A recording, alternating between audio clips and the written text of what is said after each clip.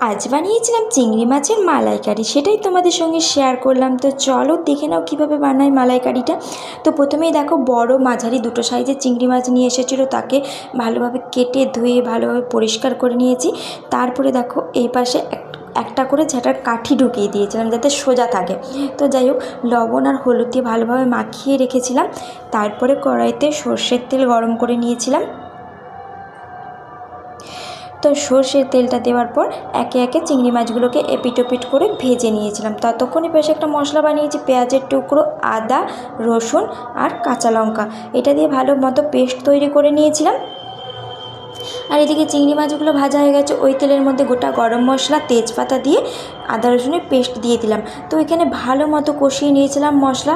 তো মশলা কষানোর পর অল্প জল দিয়ে দিয়েছিলাম।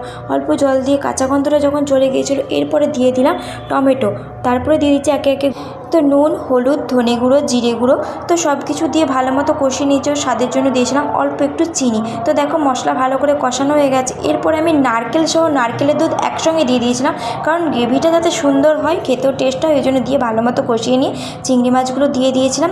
তো দিয়ে তারপরে আবারও ঢাকনা চাপা দিয়ে রান্না করে নিয়েছিলাম। তো দেখো কী সুন্দর হয়ে গেছে। ওপর থেকে নামানোর গরম মশলা অল্প একটু ঘি দিয়ে রেডি হয়ে গেছে চিংড়ি মাছের মালাইকারি। কেমন লাগলো অবশ্যই কমেন্ট করে জানিও।